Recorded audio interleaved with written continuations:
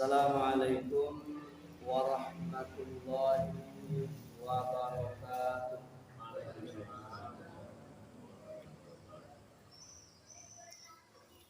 Alhamdulillahi rabbil alamin. Arsala rasulahu bil huda wa dinil haqq liyuzhirahu 'ala ad-dini kullihi wa kafa billahi shahidan. Asyhadu an la ilaha illallah wahdahu la syarikalah wa asyhadu anna Muhammadan abduhu wa rasuluh la nabiyya wa rasula ba'da.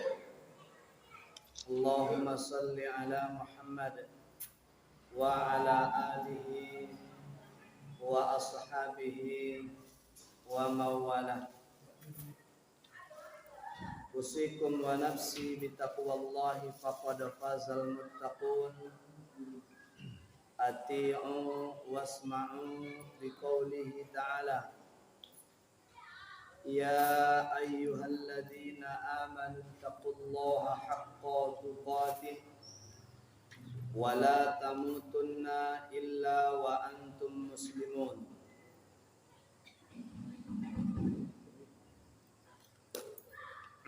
Wa qala ta'ala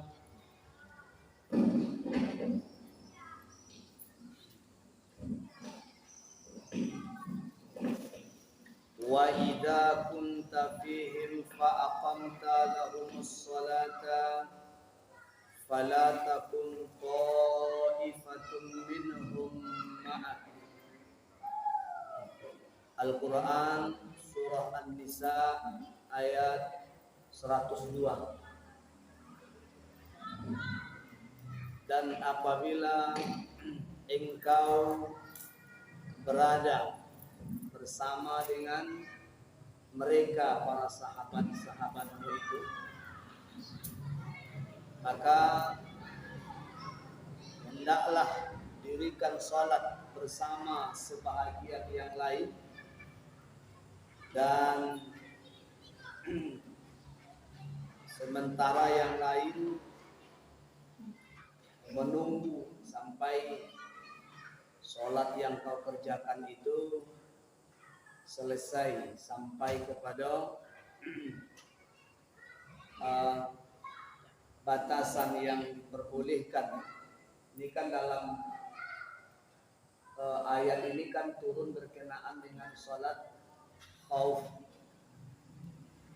Jadi selesai dulu satu rombongan salat bersama Nabi, satu rakaat, kemudian nanti barulah menyusul yang barisan yang kedua.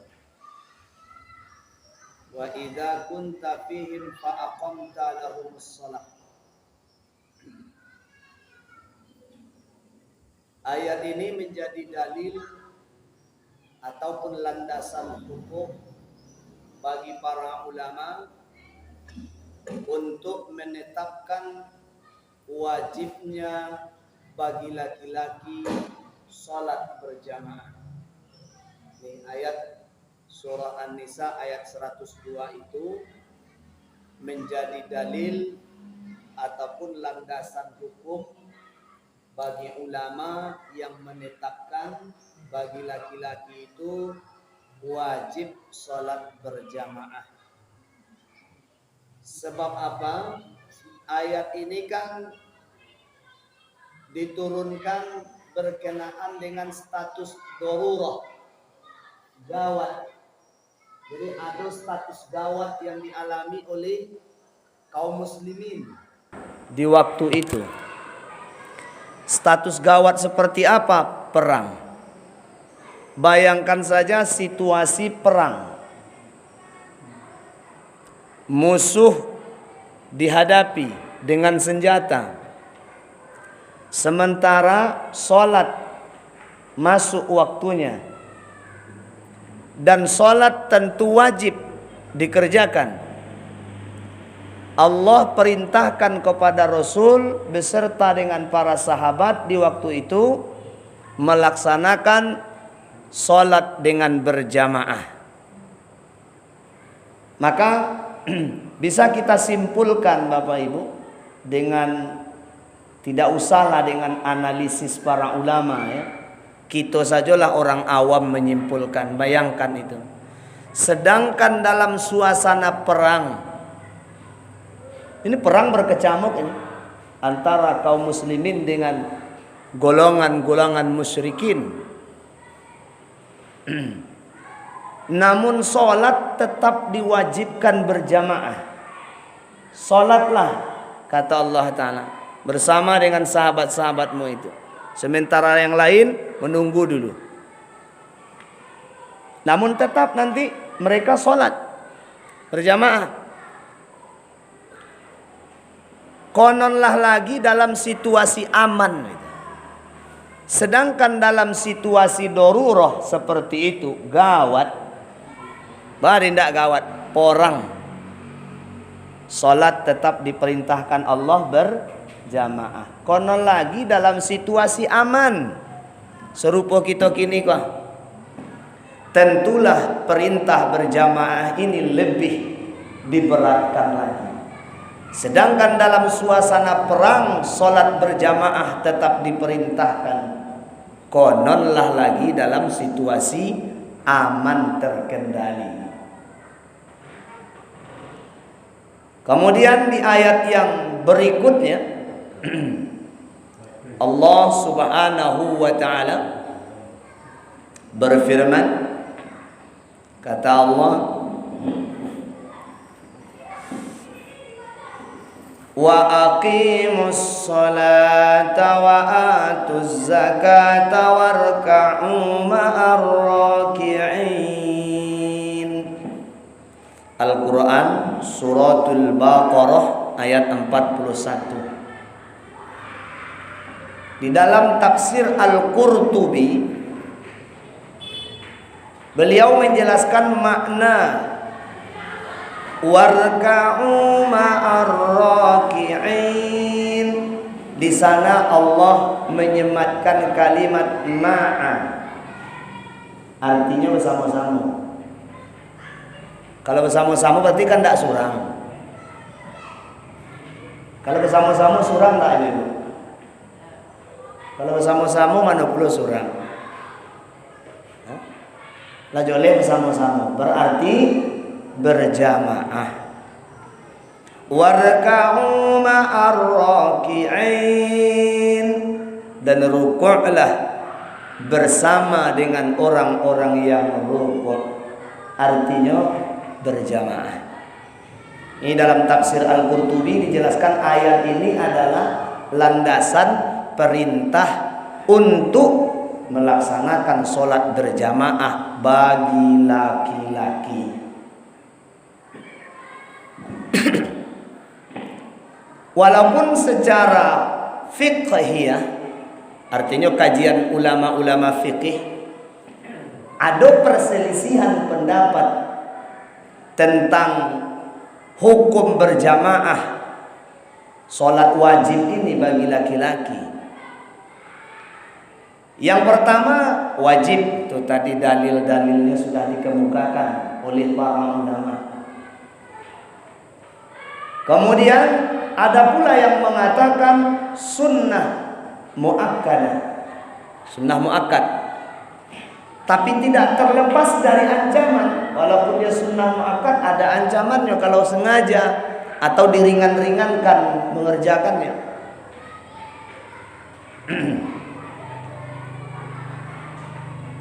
Ibnu Mas'ud radhiyallahu taala anhu berkata, apa kata Ibnu Mas'ud? Walaqad ra'aituna wa ma yakhtalifu anha illa munafiq ma'lumun nifaqi aw marad.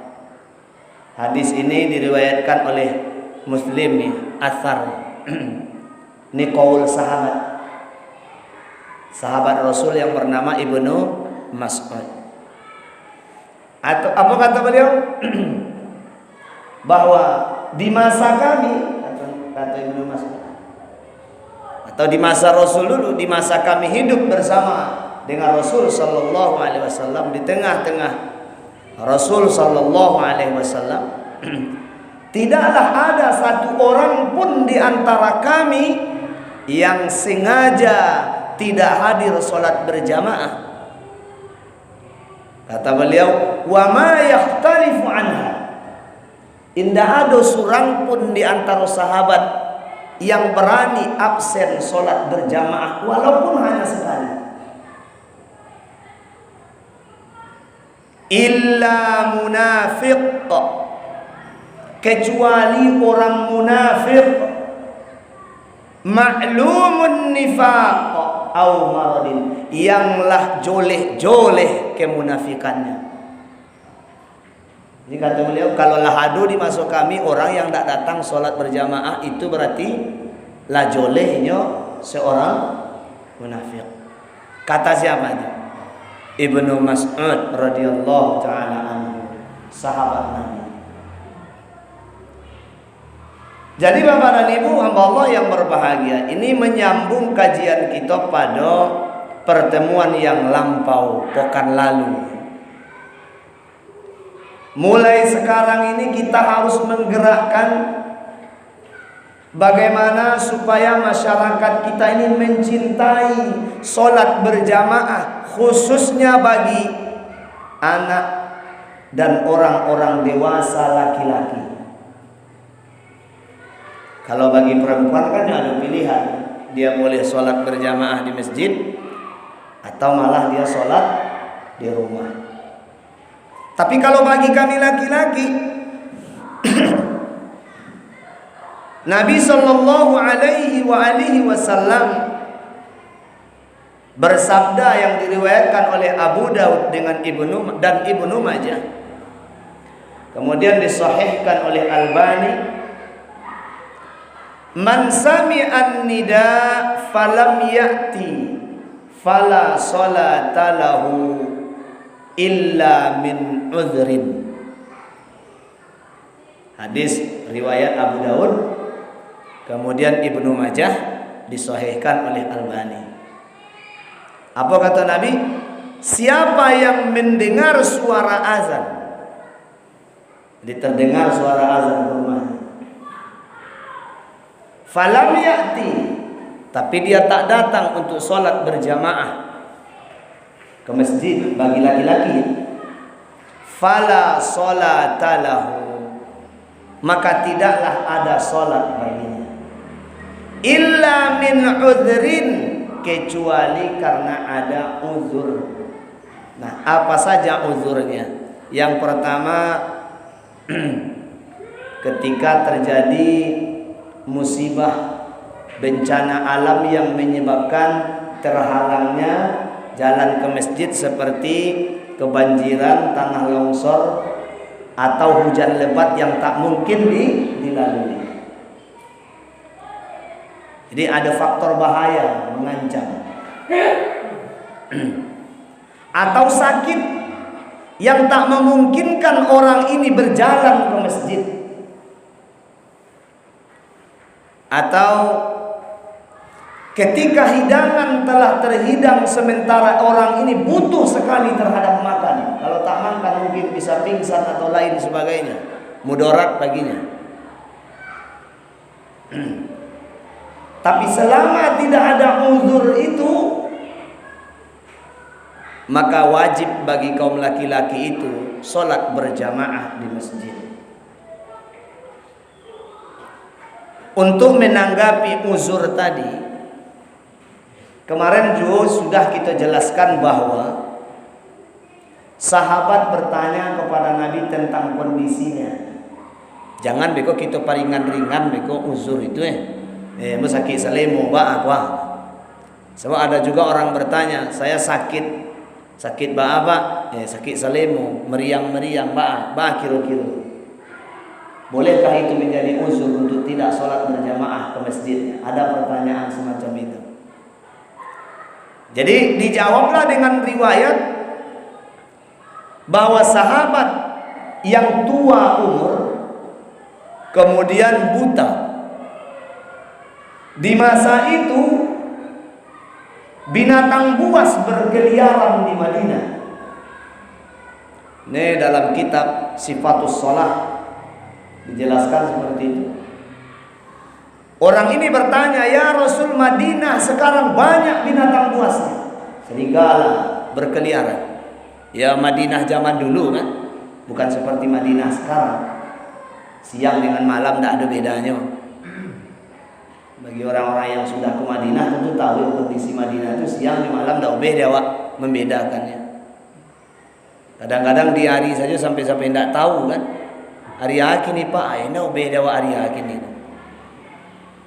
Kalau sudah di tanah haram itu kita tak bisa membedakan hari apa sekarang kecuali diingatkan oleh orang yang terbiasa di situ. Jadi saya tua, mata saya buta, serigala di mana-mana sekarang ya Rasul. Nah, kira-kira begitu bahasanya. Adakah uzur bagi saya untuk tidak datang sholat berjamaah ke masjid? Nya kebetulan biasa ada kawan nama nuntunnya pergi ke masjid, ada tukang ojeknya. Cuman entah sebab apa semasa itu kawan ini tak datang. Yang biasa nuntunnya ke masjid pun tak tiba. Maka dengan sebab itulah dia bertanya kepada Nabi, sebab penuntun tak ada. Hewan buas berkeliaran. Kemudian umur sudah sangat tua. Ditambah lagi kondisi matanya yang buta. Kira-kira kalau ada orang bertanya kawak model itu kondisi model itu Pak, apalah kira-kira jawaban gitu? Tentu hati kita mengatakan kasihan kan? Nabi pun diam. Tidak dikatakan Nabi tak paham. Diam Nabi. Sampai ada berita kepada Nabi bahwa orang ini harus ditanya apakah dia mendengar azan atau tidak. Kalau mendengar azan bagaimana? Hendaklah dia tetap datang sholat berjamaah ke masjid. Ditanya Nabi lah. Artinya ada berita yang datang kepada Nabi, tentu malaikat yang sampaikan. Kira-kira bahasanya tanya dulu Muhammad, kawanmu itu, dia mendengar suara azan atau tidak? Ditanya oleh Nabi. Lah itu dong suara azan ke rumah, oh nyari yang benar. Kira-kira seperti itu ya bahasanya. Ini kan kita menggambarkan percakapan orang yang bertanya kepada Nabi itu. Diriwayatkan dalam hadis seperti itu. Dia mengatakan terdengar ya Rasulullah. Nah, kalau begitu datang sholat ke masjid. Bayangkan, orang yang buta sudah sangat tua, tidak ada penuntun, serigala di mana-mana kalau malam hari ketika itu, tetap disuruh Nabi datang sholat berjamaah ke masjid. Nah, bagaimana dengan kondisi kita saat ini? Jadi dengan sebab itu para ulama mengatakan bahwa yang pertama, sholat berjamaah bagi laki-laki ini wajib. Melihat kondisi tadi sahabat yang bertanya kepada Nabi itu.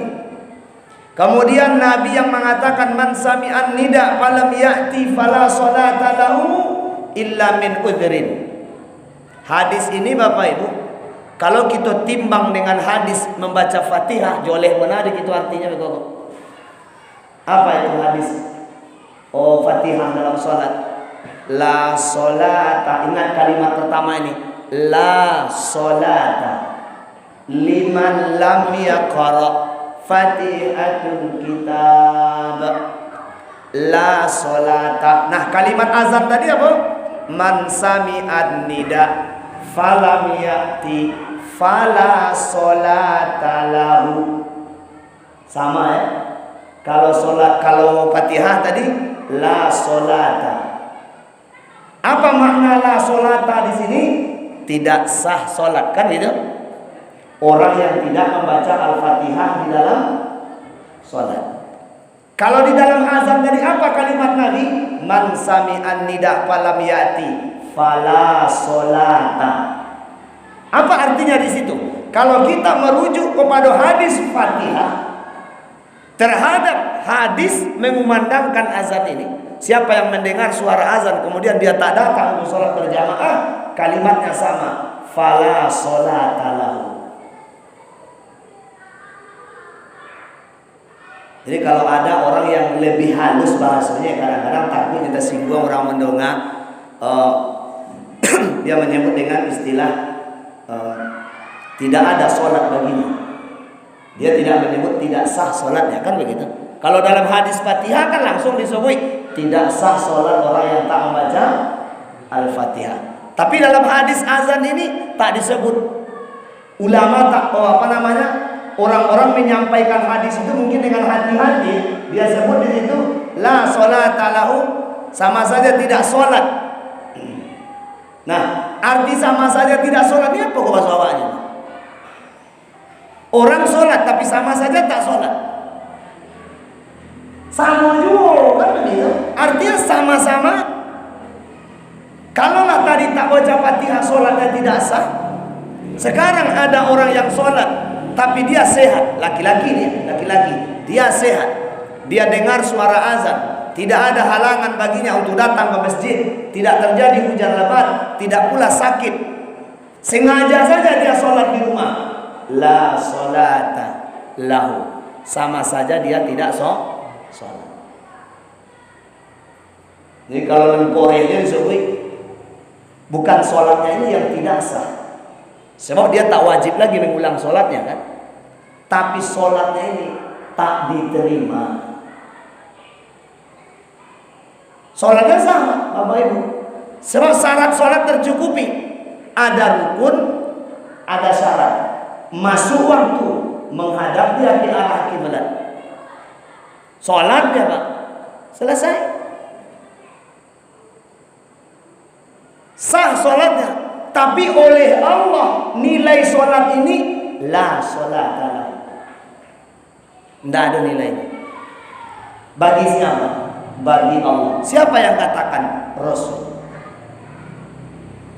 Nah, jadi ibarat itu harapan setiap orang tua, sebagaimana juga Nabi menyampaikan kan begitu. Apabila meninggal seseorang, idza mata ibnu Adam, in qata'a amaluhu illa min thalath, kan begitu? Terputuslah amalannya kecuali 3 perkara. Artinya apa? Amalan siapa yang terputus? Amalan yang meninggal tadi. Orang yang mati kok beramal ndak bermanfaat lagi. Orang yang mati ya. Ini kita mengkaji orang yang mati. Kadang-kadang orang banyak salah paham. Jadi yang putus amalan siapa? Orang mati. Yang putus amalan. Dia beramal untuk dirinya tak bermanfaat lagi. Illa min thalath, kecuali 3 perkara. Mana yang 3 perkara itu? Yang pertama shadaqatun jariyah, sedekah jariyah. Yang kedua ilmu yang bermanfaat, dan yang ketiga waladun salihun yad'ulah. Dengar kalimatnya, waladun salihun, doa anak yang soleh, anak yang soleh. Waladun soleh, anak yang soleh Pak. Itu yang kadang-kadang kita kurang teliti. Anak yang soleh, waladun soleh, anak laki-laki yang soleh. Kalimatnya walad, waladun soleh. Nah, harapan setiap orang tua, makanya yang mati-matian sekarang berkorban untuk anak-anak itu kan supaya apa? Supaya nanti menjadi aset. Setelah kita mati ada transfer pahala. Dari siapa nih? Dari doa anak yang soleh. Anak yang soleh itu yang mana? Nah, ikulah harus didudukkan dengan sholat berjamaah. Ini harus didudukkan dengan sholat berjamaah. Kalaulah doa anak yang soleh itu bermanfaat bagi orang tua, artinya meringankan perjalanan mereka setelah mereka tiada. Orang-orang tua kita yang lah tiada itu Pak, kita doakan, bermanfaat doa kita. Bisa jadi dia dilepaskan atau sekurang-kurangnya diringankan. Kalau mereka itu dengan dosanya kemudian disiksa oleh Allah Ta'ala karena kesalahan semasa hidupnya, dengan adanya doa anak yang soleh ini dikurangi siksaan itu atau bahkan mungkin dibebaskan. Kan luar biasa berarti manfaat doa anak yang soleh ini. Tapi doa anak yang soleh itu yang mana yang dimaksud anak yang soleh? Termasukkah anak yang soleh itu anak laki-laki yang setiap waktu sholat sendiri di rumah? Kalau dilihat dari hadis tadi Pak, enggak masuk. Jangankan doanya, sholatnya saja tak Allah terima. Kita simak elok-elok hadisnya tadi. Apa kata Nabi? Fala sholata lahu. Tidak ada sholat baginya. Bagaimana mungkin doanya akan diterima, sholatnya saja tidak diterima? Hati-hati. Jadi mulai sekarang bagi kita yang punya anak laki-laki, bawalah mereka sholat berjamaah ke masjid. Didiklah mereka sholat berjamaah ke masjid. Supaya apa? Mati awak besok nyampang istiqomah anakku selalu sholat berjamaah di masjid. Doa-doanya sampai kepada orang tuanya. Bermanfaatlah untuk orang tuanya. Apalagi zaman kini kadang-kadang menurut anggapan sebagian orang ya, yang jahil ya. Kadang-kadang cukup ngirim sedekah saja. Tolong ngirim infak sajalah. Ngirim infak saja. Tolong aku infak untuk orang tua. Memang kan ada anjuran bahwa ketika sahabat bertanya kepada Nabi, apakah masih ada perbuatan baikku yang bisa bermanfaat bagi orang tuaku? Apa jawab sahabat? Apa jawab Nabi waktu itu? Salah satunya adalah bersedekahlah atas nama orang tua. Kan itu kaji kita kalau tidak salah di 2 pekan yang lope ya. Bersedekah atas nama orang tua. Sekarang banyak nih anak-anak mungkin karena berhasil dirantau orang, kirim uang sedekah atas nama orang tua nih, infak orang tua saya nih, sedekah atas nama orang tua saya. Tapi sayang anaknya ini ketika dia melaksanakan sholat rupanya lebih sering atau selalu di rumah. Inilah yang sangat rugi akhirnya. Siapa yang rugi? Kita.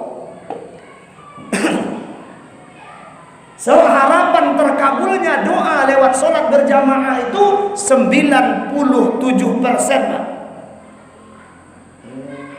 Hanya 3% lagi yang menghalangi tak terkabulnya. Harapan besar diterimanya pahala sholat kita dengan sholat berjamaah itu 97%. 97% harapan sholat diterima, pahalanya sampai bermanfaat bagi kita serta orang tua kita yang didoakan. Itu kalau sholat berjamaah. 3% lainnya Pak. Apa yang 3% itu? Yang pertama adalah rukun, dan yang kedua adalah syarat, dan yang ketiga adalah ikhlas. Kalau lah 20 dia nanti go gol 100%. Subhanallah. Makanya Nabi sallallahu alaihi wasallam mengisyaratkan kepada kita bersama bahwa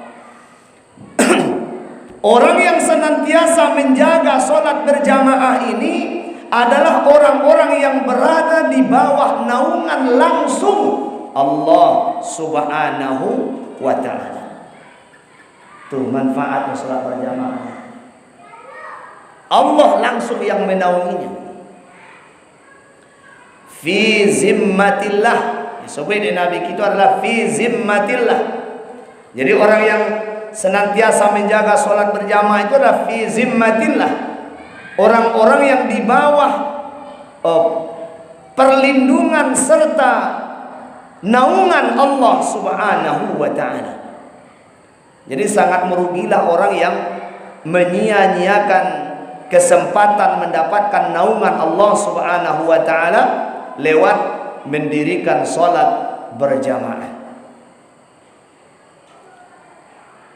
Bahkan di dalam riwayat yang lain dijelaskan, kalau ada orang yang mengganggu apalagi sempat membunuh orang yang salat berjamaah itu, maka Allah yang akan menuntut orang tersebut. Allah langsung yang akan menuntutnya. Begitu besarnya perlindungan Allah serta naungan Allah terhadap orang-orang yang senantiasa menjaga salat berjamaah. Kemudian man shallas subhi fahuwa bi dhimmatillahi, kata Nabi, siapa yang menjaga salat subuhnya berjamaah, siapa yang salat subuh berjamaah, man shallas subhi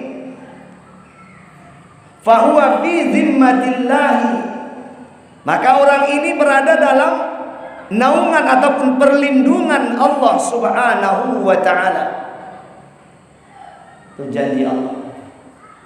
Dan fala tahfirullahu fi ahdihi faman qatalahu talabahu Allah hatta yakubbuhu fin nari ala wajhi, rawahu Muslim. Dan jangan kalian cuba-cuba memancing supaya Allah menunaikan janjinya itu. Bayangkan kata Nabi, jangan dipancing-pancing Allah Ta'ala supaya janjinya itu ditunaikannya langsung. Kan Allah tadi berjanji, Rasul berjanji tadi, siapa yang sholat subuh berjamaah makoinyo dalam perlindungan Allah. Jangan ganggu, jangan ganggu mereka. Siapa yang coba-coba mengganggu mereka, kata Nabi, jangan kalian coba-coba menantang Allah supaya menunaikan janjinya.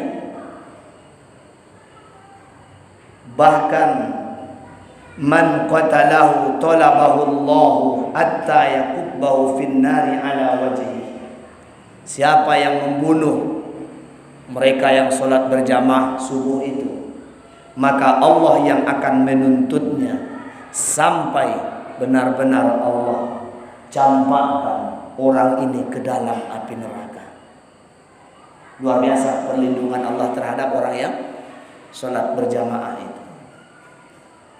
Kemudian sholat berjamaah ini adalah pahala yang sangat luar biasa, dan takkan kita dapati pahala seluar biasa orang-orang yang senantiasa menjaga sholat berjamaah.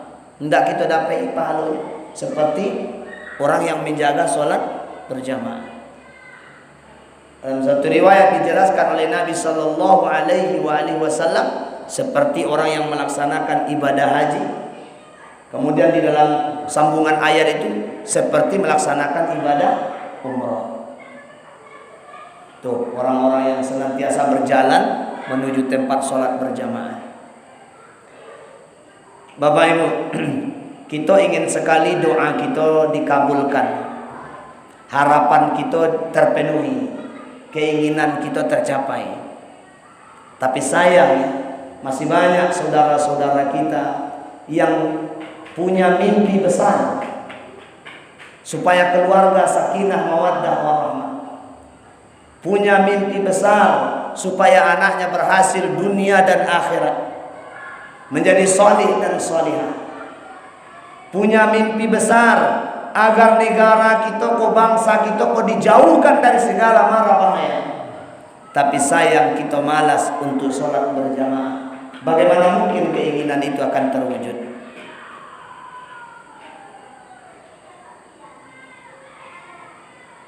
Satu ketika Umar ibn Khattab mendapati kawan selalu dokeinya sholat, tidak sholat berjamaah, tidak tidur. Jadi pada waktu satu kali sholat subuh, biasanya orang itu selalu didokek. Sahabat itu kemudian Umar, selalu mereka ini berdampingan. Jadi kok indah tiba, tentu kehilangan Umar. Kok malah kawan saya, kira-kira seperti itu. Maka setelah sholat subuh dia dicarinya sahabat tadi.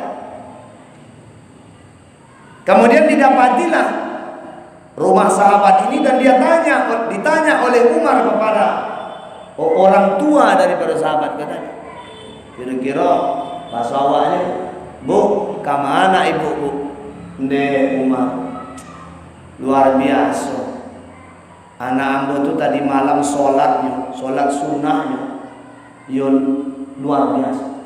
Kagum saya dengan anak saya. Bahas sholat sunnahnya semalaman. Mungkin karena keletihan, terlalu banyak sholat dari Isya sampai menjelang subuh. Menjelang subuhnya tak kolok, tertidur. Begitu dia bangun waktu subuh, sholat berjamaah sudah selesai. Bukan dia tidak sholatnya, cuma di rumah lagi karena terlambat.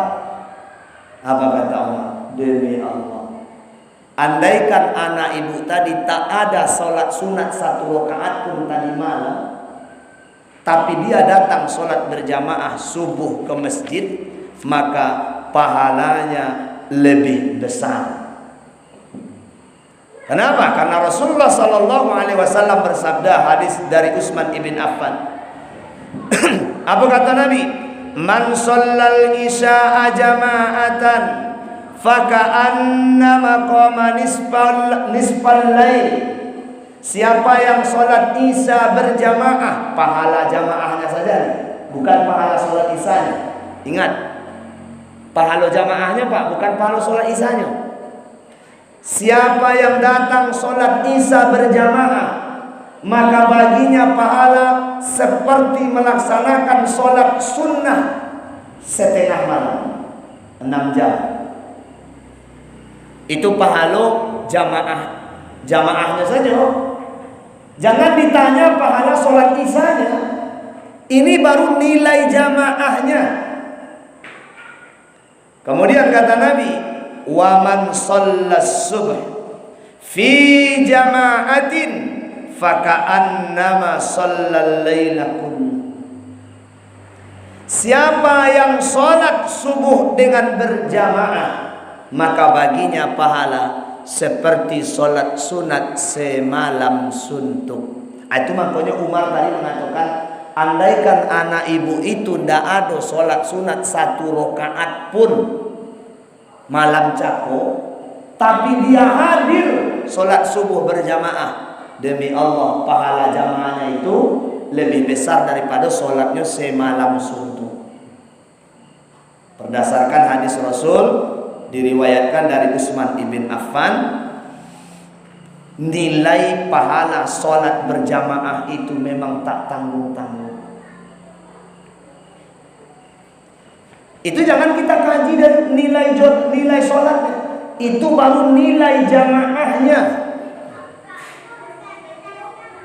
Apalagi hadis diriwayatkan oleh Abu Daud dengan riwayat yang sahih. Apa kata Nabi? Innallaha wa malaikatahu yusalluna ala saffil awal. Sesungguhnya Allah dan malaikatnya selalu bersolawat kepada orang yang berada di shaf yang awal. Berarti kan sholat berjamaah. Jadi orang yang hadir sholat berjamaah itu selalu dalam sholawat Allah dan malaikat. Pertanyaannya, bagaimana bentuk sholawat Allah dan malaikat ini? Dalam salah satu kitab dijelaskan, sholawat itu ada 3. Yang pertama, sholawat Allah kepada manusia. Yang kedua, sholawat malaikat. Dan yang ketiga, sholawat manusia kepada Nabi SAW. Nah, sholawat Allah itu disebut dengan summiyah rahmah. Yang disebut dengan sholawat Allah itu adalah rahmatnya, kasih sayangnya. Yang disebut dengan sholawat malaikat itu adalah al-istighfar, permohonan ampun mereka kepada Allah untuk orang-orang yang disolawati itu. Jadi orang yang selalu sholat berjamaah itu selalu diminta ampunkan malaikat dosanya kepada Allah, dan Allah mencurahkan rahmatnya kepada orang yang sholat berjamaah ini. Makanya kata Nabi SAW, "Lau ya'lamun nasa ma fin nida'i was saffil awwali, thumma lam yajidu illa an yastahamu alaihi lastahamu." Sekiranya manusia itu tahu apa saja yang terkandung di dalam kumandang suara azan, atau di dalam syariat azan, di dalam syariat azan itu, ataupun nilai berdiri di shaf yang pertama, kata Nabi, lam yajidu illa ayyastaham, tidaklah mereka dapat berdiri di shaf yang pertama itu, atau tidaklah mereka dapat mengumandangkan azan itu kecuali dengan mengadakan undian. Pasti mereka lakukan undian untuk menentukan siapa yang berada di shaf pertama, siapa yang mengumandangkan suara azan. Saking besarnya nilai pahala itu. Tapi dek kita tidak tahu betulak-tulakan Pak. Untuk shaf pertama itu saja dorong-dorongan itu. Apa ada muka Pak? Apa ada muka? Padahal kata Nabi, andaikan manusia tahu besarnya nilai pahala berdiri di shaf yang pertama, mereka akan melakukan undian untuk menentukan siapa yang berhak di shaf yang pertama itu. Saking besarnya nilai pahala. Demikian juga mengumandangkan azan. Kalaulah manusia tahu, kata Nabi, godangnya pahala mengumandangkan suara azan itu, niscaya mereka akan mengundi siapa yang berhak mengumandangkan azan di waktu itu. Kata Nabi SAW, orang yang mengumandangkan azan, muazzin itu nanti pada hari kiamat orang yang lehernya panjang. Ada hadis, ulama memaknai hadis ini dengan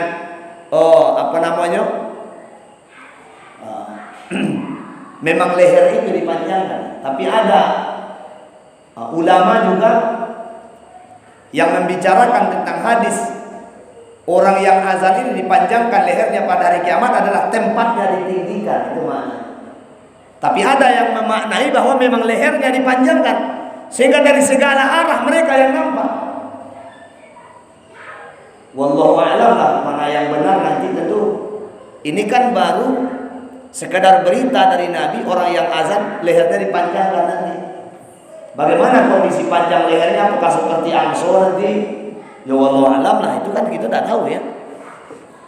Tapi kalau itu menunjukkan satu kemuliaan supaya dia dilihat oleh sekitar orang yang ada di sekelilingnya, tidak jadi masalah.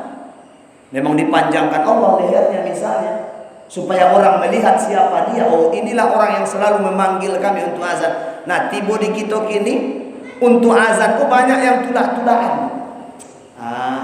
Situ sajalah azan suara wak buruk. Azan itu kan bukan perkara suara bagus, Mak.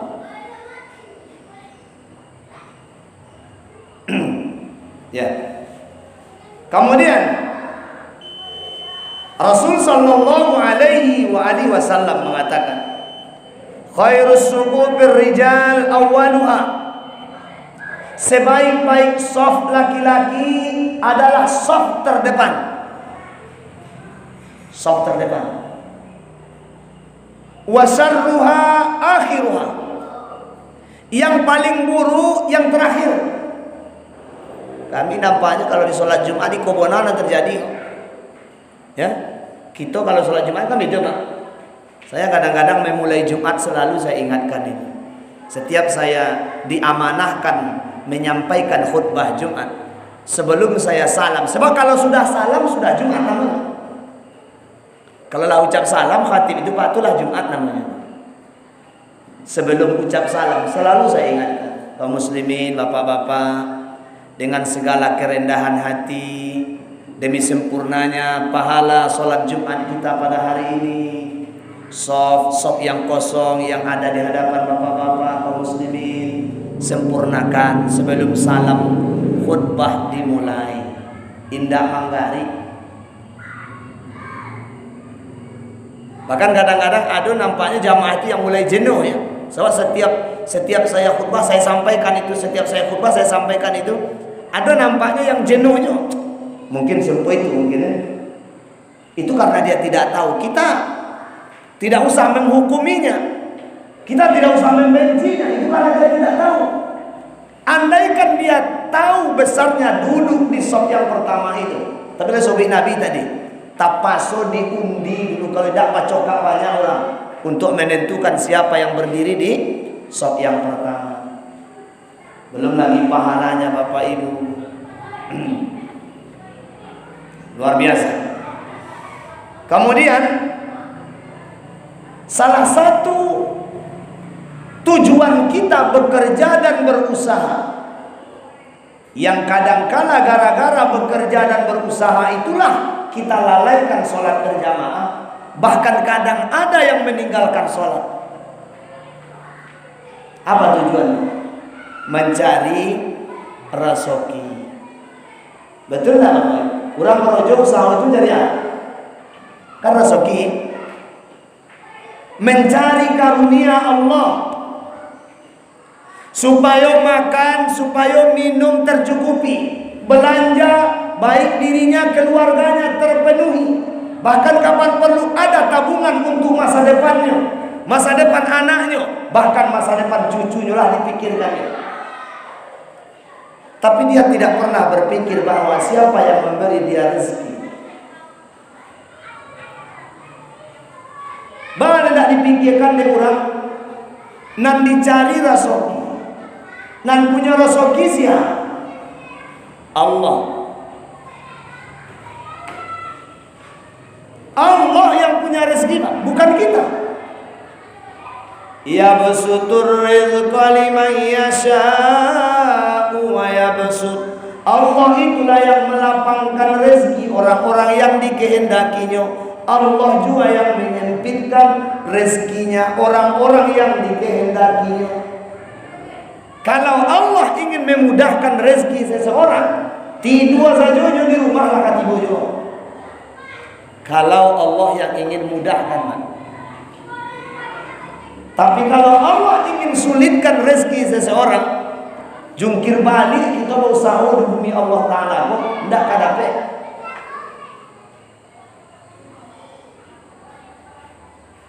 Bagi yang pegawai, siapa yang membuat diri kita terangkat menjadi PNS atau ASN zaman kini? Kok siapa yang membuat kita terpilih itu? Sehingga pemerintah bermurah hati mengangkat kita sebagai orang yang diamanahi tugas dan kepercayaan, sehingga wajar diberikan balasan ataupun imbalan gaji bulanan dan tunjangan. Kalau bukan Allah, tidak jadi. Banyak orang yang menganggap dia jadi pegawai itu karena pendidikannya, karena karirnya. Kalaulah karena pendidikan orang bisa berhasil jadi pejabat negara, pejabat tinggi, berapa banyak profesor, berapa banyak doktor, apalagi S2, S1 Pak, yang pengangguran. Artinya yang tidak bekerja seperti layaknya pegawai BUMN. Apa salahnya si profesor itu diletakkan di BUMN? Ternyata tidak terpilih. Bagaimana dulu menteri kita yang cuma tamat SMP? Kalaulah faktor pendidikan Pak menentukan nasib seseorang, Ibu Susi takkan pernah jadi menteri. Siapa Bu Susi?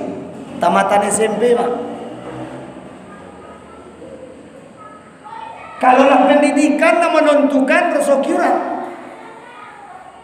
Berapa banyak guru-guru yang lalapan boleh tahun. Ada saya berjumpa seorang guru perempuan sudah 26 tahun honorer. Tak tangke juga jadi PNS, indah juga tangke jadi PNS. Mana bisa itu? Sebab bukan dia yang tentukan dirinya. Yang tentukan rezekinya adalah Allah. Kalaulah urusan rezeki itu Allah yang tentukan, Kenapa kita mati-matian peras keringat banting tulang sampai melupakan Allah sang pemilik rezeki hanya untuk mencari rezeki? Bapak Ibu, kalau nanti Bapak Ibu ada rezeki berjalan-jalan, beribadah sekaligus jalan-jalan lah ya. Kalau jalan-jalan sekaligus ibadah tentu salah. Beribadah sekaligus jalan-jalan kedua tanah suci atau haramain, dua tanah suci Mekah ataupun Madinah. Coba perhatikan di situ Bapak Ibu. Setengah jam lagi menjelang azan berkumandang. Coba perhatikan aktivitas manusia di situ. Kok mau orang ini? Setengah jam lagi mangku berkumandang suara azan, lah dituti orang kantor apa? Warung-warung lah mulai tutup ibu-ibu. Bahkan kadang-kadang jamaah kita Indonesia terpaksa diusir dari warung itu. Dia tidak tahu aturannya. Jamaah awak kan tentunya azan lah orang lainnya belanja juga. Di dua kota ini jangan main-main, tidak boleh. Itu kan ada toko-toko sepanjang perjalanan menuju Masjidil Haram, atau nanti warung-warung yang orang jualan sepanjang jalan menuju Masjid Nabawi. Bahkan ketika kita terlanjur memilih satu barang, tapi dia jawab satu barang Bapak Ibu, tinggal kamu bayar. Atau ada jamaah saya dulu, dia haji. Jadi menjelang waktu zuhur itu dia sempat pesan makan di rumah makan atau di restoran lah. Beberapa kilo menjelang Masjidil Haram. Maktabnya jamaah haji Indonesia kan agak jauh dari Masjidil Haram. Bisa 2 kali naik bus kan? Ya 2 kali naik bus baru sampai ke masjid. 2 kali naik kendaraan. Jadi beliau ini pesan minum. Pesan minum, Pak. Begitu minum dihidangkan, tidak lama setelah minum dihidangkan berkumandang azan. Ketika dia berdiri ambil dompet bayar uang, apa kata si penjaga warung? Haram. Haram, tak boleh Pak. Bahasa awalnya tak boleh Pak. Tak kedonga suara orang azan, tak boleh jual beli. Subhanallah. Kalaulah seperti ini disiplin umat Islam itu terhadap sholat berjamaah, pantaslah Nabi SAW mengatakan tidak akan ada bencana yang bisa mendekati kita. Tidak ada musibah yang akan menimpa kita. Tidak ada satu kekuatan pun yang bisa mengalahkan kita. Bayangkan dalam perang Badar, berapa lawan berapa? 314 lawan 1000, Pak. Siapa yang menang? Umat Islam. Umat Islam. Dalam perang Uhud 700 umat Islam, yang dilawan berapa? 3000. Dalam perang yang lain, dalam perang Tabuk misalnya, berapa lawan berapa? Lawannya orang Islam itu 40.000. Umat Islamnya berapa? 30.000. Siapa yang menang? Lagi-lagi umat Islam.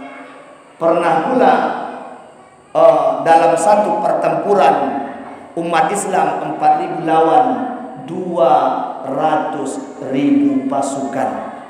200.000 Bapak Ibu. 200.000. Dan dilawan orang 4.000. Kira-kira jadialah kalau menurut akal awak, jadialah orang nanam 4.000 kok dipersatukan oleh orang yang 200.000. Jadi rujak 200.000 orang Pak. Tapi siapa yang menang? Lagi-lagi umat Islam. Kalau umat Islam sudah istiqomah dalam sholat berjamaah, menjaga waktu sholat berjamaah, tidak akan ada kekuatan jahat yang akan mendekati mereka. Tidak akan ada kekuatan musuh yang dapat mengalahkan. Insya Allah tidak akan ada mara bahaya yang bisa mendatangi ataupun menyakiti diri kita. Jadi kalau kita ingin rezeki itu dimudahkan oleh Allah, jangan cari rezeki itu dengan tenaga, jangan kuras rezeki itu dengan otak, barasok kapalo betul. Tapi carilah rezeki itu dengan takwa. Bagaimana Allah katakan? Fattaqullah, bertakwalah kepada Allah supaya apa? Supaya Allah mudahkan rezeki kita. Baca Al-Quran surah At-Talaq ayat 3. Apa kata Allah? May yattaqillaha yaj'al lahu makhraja wa yarzuquhu min haitsu la yahtasib. Wa may yatawakkal 'ala Allah fa huwa hasbuh. Innallaha balighu amri qad ja'alallahu likulli syai'in qadara. Jadi salah satu ciri-ciri daripada ketakwaan yang dimaksud yang terdapat di dalam ayat itu adalah laki-laki yang senantiasa menjaga sholat berjamaah. Inilah diantara sekian banyak manfaat sholat berjamaah untuk kita kaum laki-laki, terutama untuk anak-anak kita. Mari kita jadikan anak kita itu anak-anak yang soleh, Pak. Jangan jadikan anak-anak kita itu, anak laki-laki kita itu anak laki-laki solehah. Ya, jadikanlah anak laki-laki kita anak yang soleh. Jangan jadikan anak laki-laki kita anak laki-laki yang solihah. Maksudnya, sebab yang solihah yang sholat di rumah. Jadi kalau anak yang soleh sholatnya di masjid. Demikian kajian kita untuk penyempurnaan kajian kita di pertemuan yang lalu, walaupun tidak akan pernah sempurna ya. Mudah-mudahan ada manfaatnya, dan nanti akan kita lanjutkan tentu dalam pertemuan di pekan yang akan datang insyaallah taala. Subhanakallahumma bihamdika asyhadu an la ilaha illa anta astaghfiruka wa atubu ilaik. Billahi taufiq wal hidayah. Assalamualaikum warahmatullahi wabarakatuh.